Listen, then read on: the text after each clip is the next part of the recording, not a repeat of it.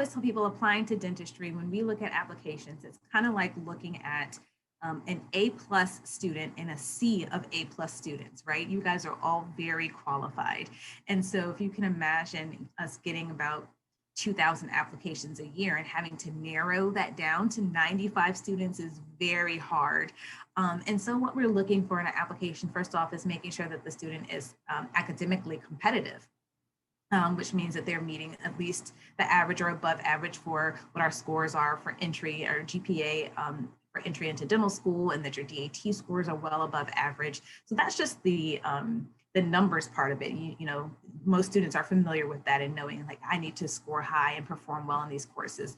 But I think the human side is a little bit harder to parse out in an application. And so when we're looking at an application, what kind of student we're looking for is your commitment to service. So what kinds of things have you been doing in undergrad? And they don't always have to be all dental activities, right? You know, what we like are well-rounded students. So maybe student government was your thing and you were the president of SGA or a treasurer of SGA and you committed 3 or 4 years in undergrad to that organization.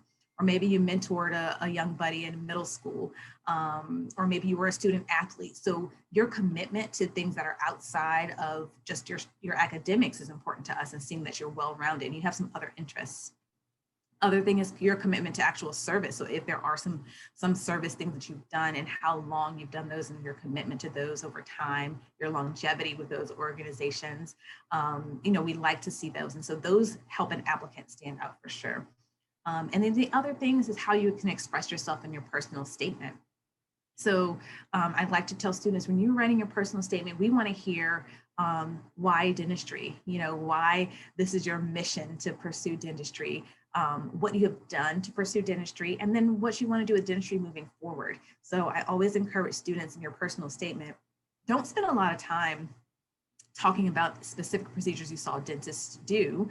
You can mention 1 or 2 there that had an impact on you, but you want to take up most of your time, again, talking about your journey to dentistry, how you got there, what you've done, and maybe mention a dentist or experience or some impact that dentistry had on you for you to get into that field. But then you also want to talk about, hey, what are your plans for afterwards? Where do you see yourself in dentistry? And that's a quick end of the personal statement, that paragraph.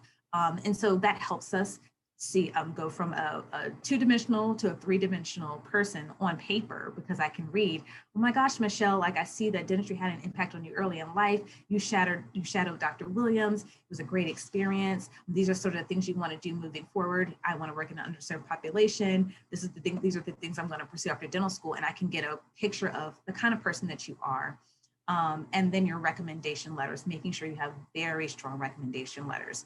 And you don't want a professor who's just going to write a letter that's your resume in paragraph form. You want them to talk about who you are as a person, because we want to know from a faculty perspective that you are trustworthy, that you have high ethics, that you worked hard in your class.